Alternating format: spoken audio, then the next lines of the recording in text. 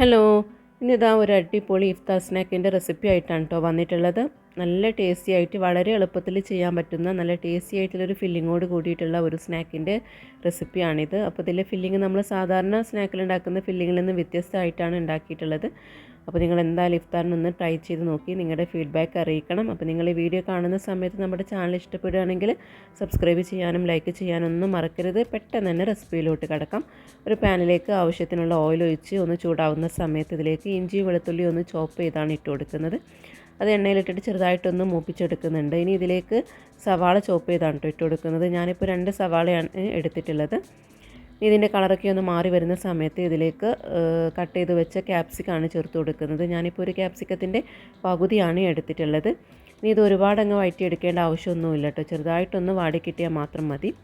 ഇനി ഇതിലേക്ക് ഈ സമയത്ത് 1 ടീസ്പൂണ് ചില്ലി ഫ്ലേക്സ് ആണ് ഇട്ട് കൊടുക്കുന്നത്. അതുപോലെ തന്നെ 1 ടീസ്പൂണ് കുരുമുളക് പൊടിയും ചേർക്കുന്നുണ്ട്. ഇനി ഇതിലേക്ക് ആവശ്യത്തിനുള്ള ഉപ്പ് കൂടെ ചേർത്തിട്ട് ഒന്ന് മിക്സ് ചെയ്തെടുക്കുന്നുണ്ട്. ഇതിലേക്ക് വേറെ മസാലപ്പൊടികളൊന്നും ചേർക്കുന്നില്ല. മല്ലി, മുളക്, മഞ്ഞൾ അങ്ങനത്തെ സംഭവങ്ങളൊന്നും ഇല്ല കേട്ടോ. ഇനി ഇതിലേക്ക് അടുത്തായിട്ട് വേണ്ടത് ചിക്കനാണ്. ഞാനിപ്പോൾ ചിക്കനും ഉപ്പും കുരുമുളകും ഇട്ട് വേവിച്ചെടുത്തിട്ട് ഇതുപോലെ ഒന്ന് ചെറുതായിട്ട് കട്ട് ചെയ്തെടുത്താണ്. അതിലേക്ക് ഇട്ടിട്ട് ഒന്ന് മിക്സ് ചെയ്തെടുക്കുന്നുണ്ട്.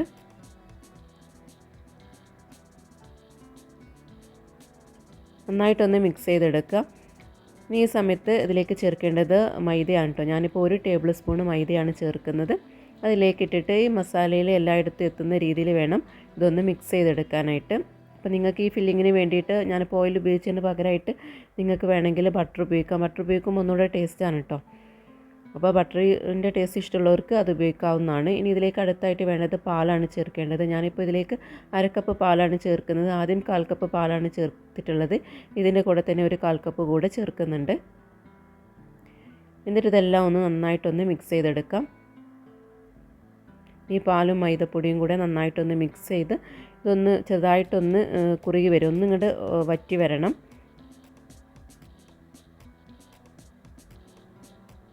ഞാനിപ്പോൾ ഇതൊരു വൈറ്റ് സോസ് ഉണ്ടാക്കുന്നതിന് പകരമായിട്ടാണ് കേട്ടോ, കുറച്ചുകൂടി എളുപ്പത്തിൽ ചെയ്യുന്ന രീതിയിലാണ് ഇപ്പോൾ ഇത് ചെയ്തെടുത്തിട്ടുള്ളത്. ഇതിലേക്ക് ഇത് ഒരു 1/2 ടീസ്പൂൺ ഒറിഗാനോ കൂടെ ചേർക്കുന്നുണ്ട്.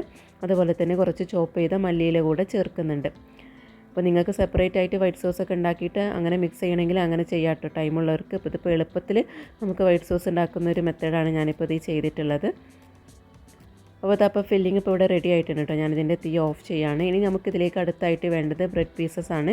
അപ്പോൾ നമ്മൾ എത്രയാണ് സ്നാക്ക് ഉണ്ടാക്കുന്നത് അതിനനുസരിച്ചിട്ടുള്ള ബ്രെഡ് പീസസ് എടുക്കാവുന്നതാണ്. ഇനി ഇതിൻ്റെ സൈഡൊക്കെ ഒന്ന് കട്ട് ചെയ്ത് മാറ്റുന്നുണ്ട്.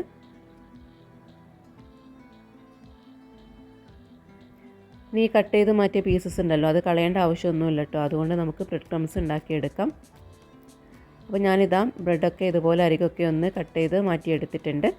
ഇനി ഇതിൽ ഓരോ പീസും എടുത്തിട്ട് അതിൻ്റെ മുകളിലായിട്ട് ഫില്ലിങ് വെച്ച് കൊടുക്കാം. അപ്പോൾ എത്രയാണോ നമുക്ക് ഫില്ലിങ് വേണ്ടത് അതിനനുസരിച്ചിട്ട് വെക്കാം. വെക്കുമ്പോൾ എല്ലായിടത്തും ഒരുപോലെ ആകുന്ന രീതിയിൽ വേണം വെച്ച് കൊടുക്കാൻ. എല്ലാം ഒന്ന് വെച്ച് കൊടുത്തതിന് ശേഷം നമുക്ക് മറ്റൊരു ബ്രെഡ് പീസസ് വെച്ചിട്ട് ഇതൊന്ന് കവർ ചെയ്തെടുക്കുന്നുണ്ട്.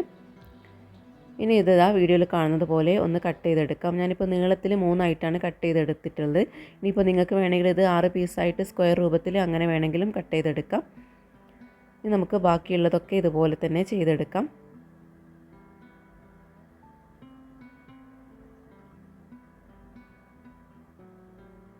അപ്പോൾ അതാ ഞാനിതെല്ലാം ഇതുപോലെ ഒന്ന് കട്ട് ചെയ്തെടുത്തിട്ടുണ്ട്. ഇനി നമുക്കിതിലേക്ക് അടുത്തായിട്ട് വേണ്ടത് മുട്ടയുടെ കൂട്ടും അതുപോലെ ബ്രെഡ് ക്രംസും ആണ്. അപ്പോൾ മുട്ടയിൽ കുറച്ച് പാലും കൂടെ ചേർത്തിട്ടാണ് കേട്ടോ മിക്സ് ചെയ്തെടുത്തിട്ടുള്ളത്. ഇനി ഓരോ പീസും എടുത്തിട്ട് ആദ്യം ഈ മുട്ടയുടെ കൂട്ടിലൊന്ന് ഡിപ്പ് ചെയ്തെടുക്കുന്നുണ്ട്. അതിനുശേഷം ബ്രെഡ് ക്രംസിലിട്ടിട്ട് ഒന്ന് കവർ ചെയ്തെടുക്കുന്നുണ്ട്.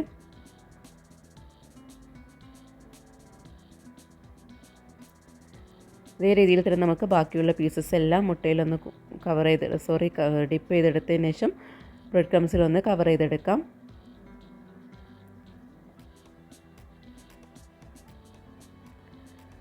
അപ്പോൾ ഇതെല്ലാം ഞാനിതുപോലെ ചെയ്തെടുത്തിട്ടുണ്ട്. ഇനി നമുക്കിത് ഫ്രൈ ചെയ്തെടുക്കാം. അപ്പോൾ ഫ്രൈ ചെയ്യാനുള്ള ഓയിലൊന്ന് ചൂടാക്കി എടുത്തിട്ടുണ്ട്. ചൂടായ എണ്ണയിലേക്ക് ഓരോന്നായിട്ട് ഇട്ട് കൊടുത്തിട്ട് ഫ്രൈ ചെയ്തെടുക്കാവുന്നതാണ്. പെട്ടെന്ന് തന്നെ ഫ്രൈ ആയി കിട്ടും കേട്ടോ, അധികം സമയമൊന്നും വേണ്ട. ബ്രെഡ് ആയതുകൊണ്ട് തന്നെ പെട്ടെന്ന് തന്നെ അതിൻ്റെ പുറമേ വശമൊക്കെ ഒന്ന് ബ്രൗൺ ആയിട്ട് വരുന്നതാണ്. അപ്പോൾ ആ സമയം നമുക്ക് കുറഞ്ഞ സമയം മതി ഇത് ഫ്രൈ ചെയ്തെടുക്കാൻ. ഇതിപ്പോൾ ആയിട്ടുണ്ട് കേട്ടോ. ഞാനിപ്പോൾ ഇത് എണ്ണയിൽ നിന്നും മാറ്റുകയാണ്. നമുക്ക് ഇതേ രീതിയിൽ തന്നെ ബാക്കിയുള്ളതെല്ലാം ഒന്ന് ഫ്രൈ ചെയ്തെടുക്കാം. ഇത്രയേ ഉള്ളൂ. വളരെ സിമ്പിളായിട്ട് നമുക്ക് ചെയ്തെടുക്കാൻ പറ്റുന്ന നല്ല ടേസ്റ്റി ആയിട്ടുള്ളൊരു സ്നാക്കിൻ്റെ റെസിപ്പിയാണിത്. അപ്പോൾ ഇഫ്താറിനൊക്കെ നമുക്ക് ടൈം സേവ് ചെയ്യാൻ പറ്റുന്ന നല്ലൊരു സ്നാക്കിൻ്റെ റെസിപ്പിയാണിത്. എല്ലാവരും ട്രൈ ചെയ്ത് നോക്കി നിങ്ങളുടെ ഫീഡ്ബാക്ക് അറിയിക്കണം. അപ്പോൾ എല്ലാവർക്കും ഈ വീഡിയോ ഇഷ്ടമായി എന്ന് വിശ്വസിക്കുന്നു. അപ്പോൾ നമ്മുടെ ചാനൽ സബ്സ്ക്രൈബ് ചെയ്യാനും ലൈക്ക് ചെയ്യാനൊന്നും മറക്കരുത് കേട്ടോ. അതുപോലെ ഈസി ആയിട്ടുള്ളതും അതുപോലെ നല്ല ടേസ്റ്റി ആയിട്ടുള്ള മറ്റൊരു റെസിപ്പിയുമായിട്ട് വരുന്നതാണ്. താങ്ക്